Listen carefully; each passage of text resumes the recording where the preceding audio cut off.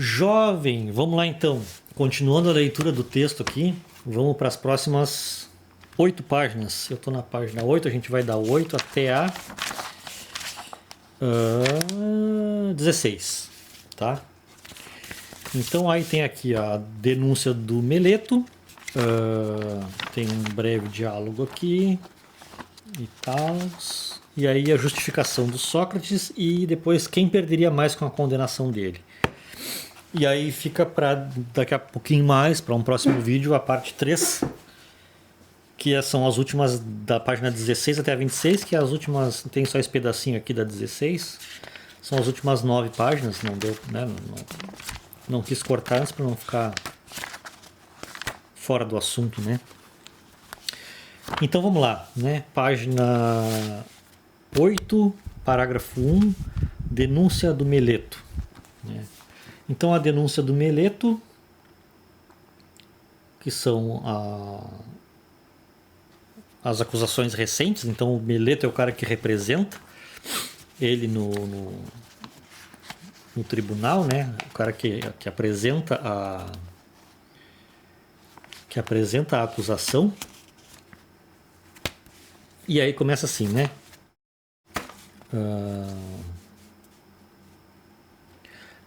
A primeira frase do parágrafo assim: nada mais preciso dizer para defender-me diante de vós das mentiras de meus primeiros acusadores. Tentarei em seguida defender-me de Meleto, né? E aí qual é que é o lance então? O Meleto ele vai representar as acusações recentes, que são corrupção da juventude e crer em outros deuses, tá? Então aí ele no parágrafo 2 ele vai dizer que... Então, tem essas duas acusações, né? Então durante um pedaço aqui ele vai se defender da primeira acusação, que é de corromper a mocidade, e depois de um certo momento ele vai se defender da segunda acusação, que é de ateísmo e de crer em outros deuses, né? Essa acusação ele vai começar a descartar agora aqui, né? Então olha lá. Ele vai dizer então no parágrafo primeiro que de fato o Meleto ele não se importa com a juventude, ele não se importa com a questão que ele está acusando o Sócrates, né? Porque ele está acusando o Sócrates de corromper a mocidade, mas o Sócrates vai dizer que ele na real ele não se importa nada com os moços, ele nem sabe do que ele está falando na real, né? Então ele vai dizer assim, né? Ele vai perguntar, né? Quem torna os jovens melhores? Né? Quem é que torna os jovens melhores? Aí tem aquela... Ele vai usar essas analogias, né? Tipo do domador e do agricultor, né? Então quem é o mais indicado para o quê, né? Então ele vai começar assim, né? Quem é que torna os jovens melhores, né? E aí o Meleto ele vai responder que no final das contas todos tornam os jovens melhores, menos o Sócrates, né? Então o Meleto começa a dizer, o que torna os jovens melhores é a justiça, né? Aí o Sócrates diz, não, mas a justiça é não, né? A justiça é um conceito abstrato, não é uma pessoa, né? Que educa ou deseduca os jovens, né? Aí ele vai dizer, né? O Meleto vai dizer, então os juízes, as pessoas que estão aqui presentes e tal, os familiares, né? Então, e aí termina concluindo que todo mundo torna os jovens melhores, só o Sócrates que não, né? E aí isso é obviamente absurdo, né? E aí o Sócrates vai lá, né, no parágrafo 1 ali da página 9, ele vai dizer assim, do negócio dos cavalos, né? Ele vai dizer assim, né? Os cavalos, né? Quem é que acostuma mal os cavalos, né? São todas as pessoas. Quem é que acostuma mal e quem é que treina bem, né? Que não coloca vício nos cavalos, né? E aí ele vai dizer, todas as pessoas que lidam com cavalos, todas elas melhoram os cavalos o tempo todo, sempre, né? Ou só quem entende, né? Os domadores, né? As pessoas que são os adestradores de cavalo. E aí é isso, né? Em geral, quando tu vai lidar com animais, assim, se tu não é um adestrador, um treinador, na real tu vai mais estragar o comportamento do bicho do que melhorar, né, o comportamento do bicho. E aí ele vai dizer que assim é com os seres humanos também, né?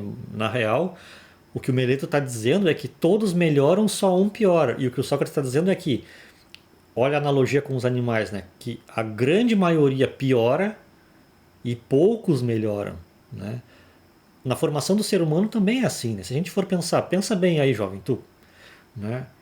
Das pessoas que estão ao teu redor, quantas pessoas de fato contribuem para a tua melhora, para o teu crescimento, para a tua educação, né?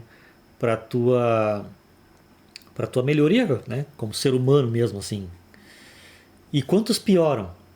Quantos te ensinam coisas ruins, coisas que são negativas, coisas que são violentas, coisas que te desumanizam, né? Coisas que te emburrecem, sei lá, que tornam mais ignorante, mais intolerante, né?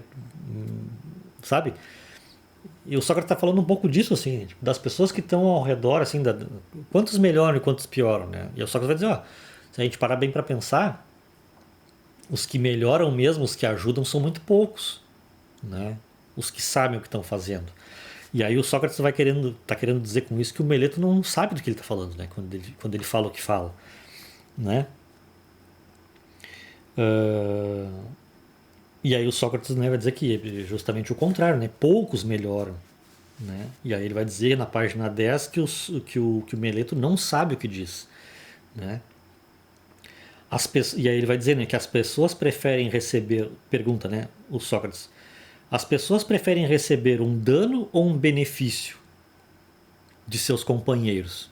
E aí o Sócrates vai dizer, e todo mundo vai responder, né, o próprio Meleto vai responder, se não me engano, que é um benefício, né?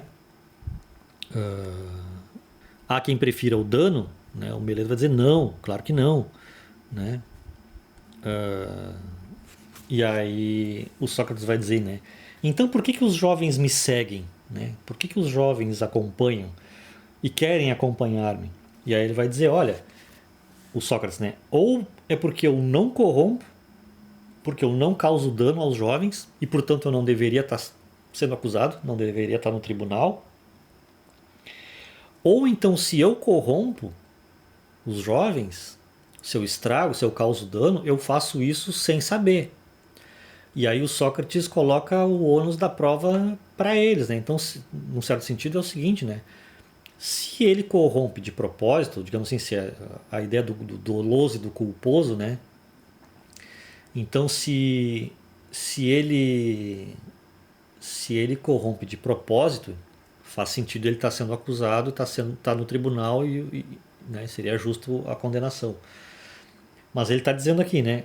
Como ele também ele atrai os jovens e tal, e os jovens percebem que não causa dano, né? Que ele faz um benefício no final das contas, né? Então, ou ele não corrompe, ou se ele corrompe, é sem querer. E se a corrupção fosse sem querer, isso seria um crime, né? Involuntário. E se é involuntário, a pena é educação. A pena é instrução e não punição. Tem uma coisa muito interessante aqui, né? Que ele vai dizer, quem comete um crime, né? Quem faz o mal por ignorância. Essa é uma digamos assim, um dos temas da ética socrática, né? Quem faz o mal por ignorância. Então, nesse sentido, Sócrates ele tá pedindo num certo sentido, está pedindo, né? Que seja esclarecido, né? Tipo, em que ele faz o mal, né? Onde é que está o mal que ele pratica, né? Mostrem para ele, né? E aí ele se instrui, ele se educa para não praticar mais isso, uma vez que ele entenda, né? Mas as pessoas têm que mostrar para ele, né? No tribunal isso tem que ser apresentado, né? E isso não é apresentado, né? Isso não aparece. E aí então ele, né? Ou ele corrompe. E aí faz sentido, mas isso precisa ser apresentado para ele, porque segundo ele faz sem querer e sem intenção. E se ele faz sem querer e sem intenção, ele não sabe, ele não consegue encontrar na sua ação algo que indique que ele está fazendo de propósito, né? Porque se ele assume se ele reconhece, então aí é intencional e dissimulado, o que não é o caso, né? Então ele não tem como reconhecer. Ele não poderia admitir, né? Se ele tivesse dissimulando, né? uma intencionalidade oculta ali e tal. E aí na página 11, ele vai dizer, né, no final dessa argumentação aí, que na verdade o Meleto ele não se importa realmente com os jovens, e ele não sabe o que está dizendo. Né? A acusação dele é totalmente leviana. E aí começa então o tema sobre crer em outros deuses, né? Que são as duas acusações. Né? Primeiro, de corromper a juventude, ele está dizendo então que ele não corrompe, que os jovens até andam com ele, e se ele corrompe intencionalmente, então se é intencionalmente, não intencionalmente, e se é sem intenção, ele precisa ser explicitado, né? Onde que ele está corrompendo para que o Sócrates adquira consciência e eventualmente seja instruído e educado, receba uma lição, né? E não a punição e o castigo. E aí agora a segunda parte, né? Crer em outros deuses, ele vai dizer, não sou ateu, né? Nem defendo outras divindades. Ele até fala do Anaxágoras, né? Que ele vai dizer que o Anaxágoras ele é um camarada que faz isso, né? O Anaxágoras ele tá lá escrevendo seus panfletos e aí ele chega a dizer, vocês estão me acusando de uma coisa e o Anaxágoras que tá lá, né? Vendendo os panfletos dele propondo novas divindades, né? Propondo filosofia, né? E que tem para vender na entrada das peças de teatro lá e ninguém faz nada e tu tá aqui preocupado comigo, né? Querendo dizer que a acusação ela é leviana porque ela está desconsiderando quem defende outras divindades, quem é, né, enfim, explicitamente, e ele não, né?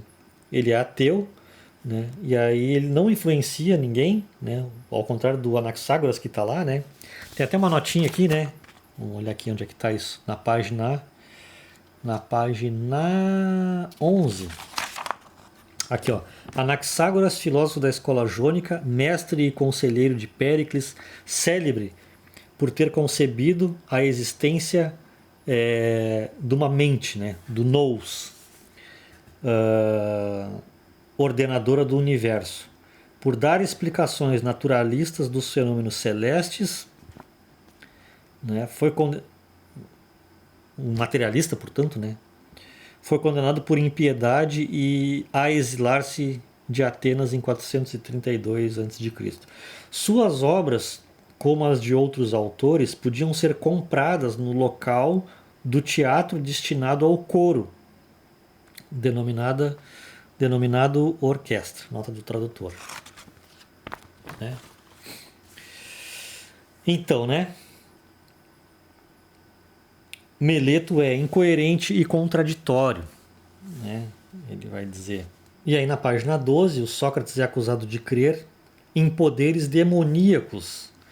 E aí o Sócrates começa com aquela conversa, né? Como é que tu pode ser acusado então de ateísmo ao mesmo tempo de defender outros deuses, ou, né? Enfim, como Aristófanes diz que ele, né? Que ele endeusa as nuvens e tal, né?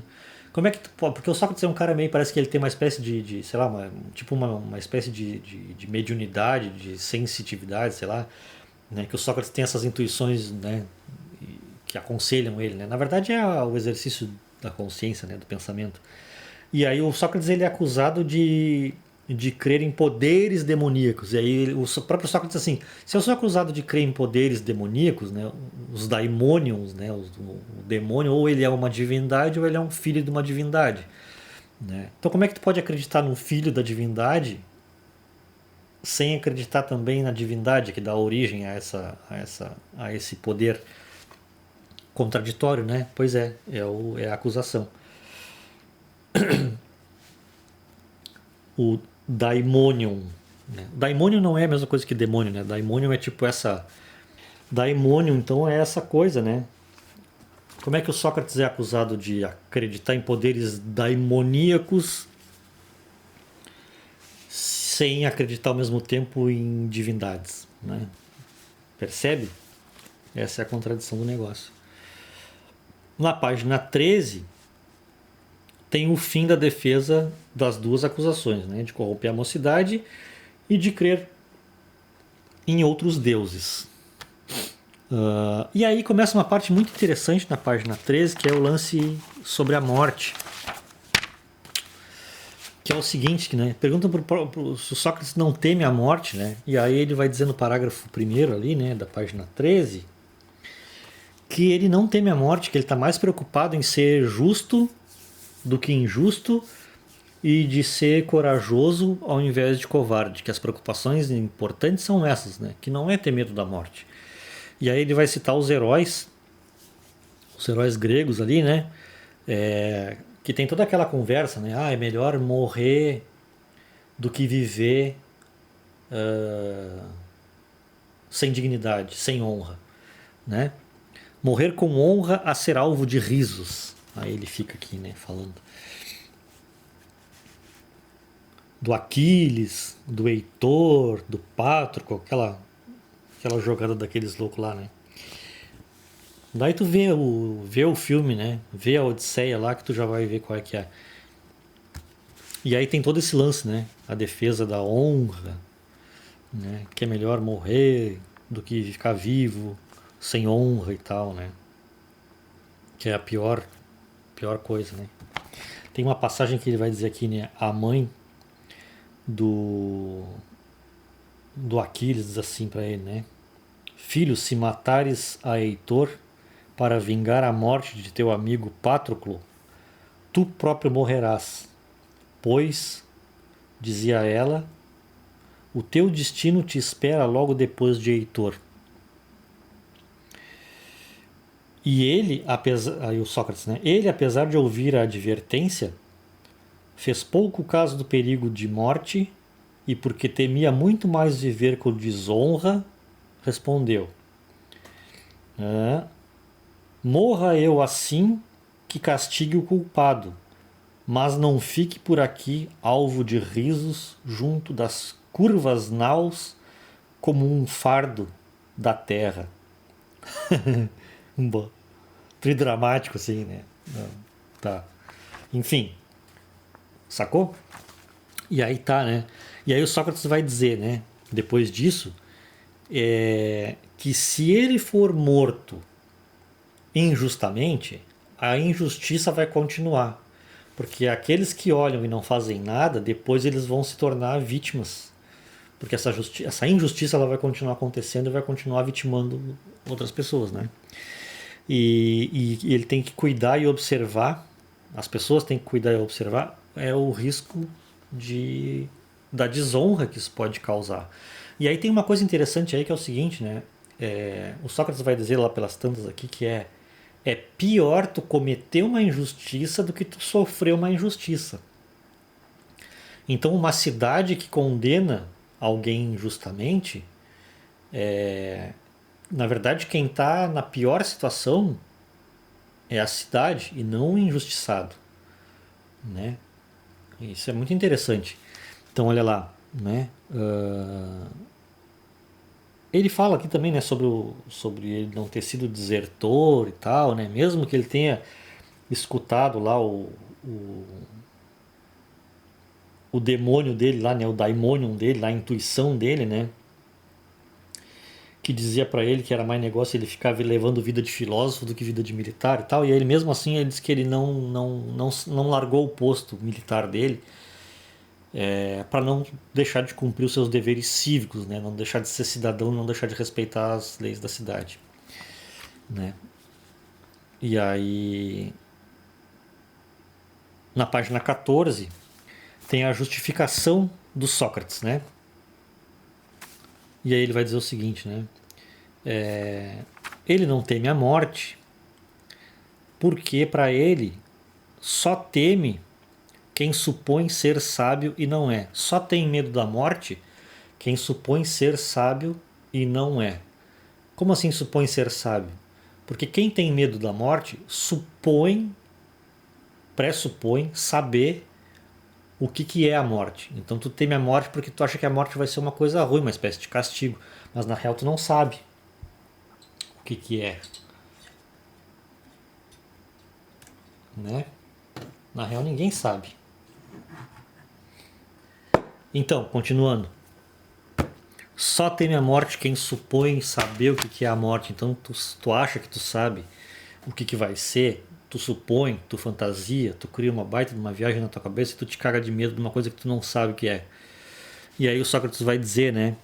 A maior ignorância é supor saber o que tu não sabe, né? Então, porque ele vai dizer assim, a morte ela pode ser ao mesmo tempo o maior dos bens, a maior das felicidades, a melhor das alegrias, mas ela também pode ser o pior dos males, o maior dos males, né? E o maior dos castigos, mas a gente não sabe. A real é essa, né? Ele está te dizendo que tu não tem por que temer o desconhecido, justamente por ser desconhecido, né? Parece uma certa antecipação do que vai ser o estoicismo depois, né? Essas escolas helenísticas vão ter essa questão aí. E aí o Sócrates já está chamando, o Sócrates na real, né? O jovem Platão, né? Pela cronologia que a gente viu ali, né? E aí o Sócrates começa a falar então sobre essa questão aí do não temer o desconhecido, não temer a morte, porque né, é supor saber o que tu não sabe, parará. E aí ele começa a supor os castigos, né, que ele eventualmente poderia receber, né, para ser liberado, ao invés de sofrer pena de morte, né. E aí uma das coisas que ele supõe é que ele poderia ser, poderiam dizer para ele abandonar a filosofia, para ele parar de filosofar, para ele parar de conversar. E aí ele diz que isso ele jamais vai parar de fazer, né? Porque isso é quase que um mandamento divino, né, para ele. O demônio dele, o daimônio, né, a intuição dele está sempre dizendo para ele essa coisa intermediária, né? É o Deus mais próximo da gente, o daimônio, né? Que aí ele vai dizer que na real ele está sempre tentando fazer as pessoas se darem conta de que os valores estão invertidos na sociedade contemporânea ali dele e que as pessoas estão valorizando mais a riqueza, os bens, o corpo, a estética, né, a aparência, do que o conhecimento. E isso é uma inversão de valores. Os valores eles estão invertidos. E o papel do Sócrates é justamente desinverter, né, desinverter isso, reverter essa inversão. A alma é maior, a alma é melhor, é mais importante do que as riquezas e do que o corpo, né? Ele vai dizer aí no parágrafo 2 da página 14, num certo sentido, ele vai dizer que ter é diferente de ser e ser é mais importante do que ter, né? E a alma é mais importante do que o corpo e do que a riqueza.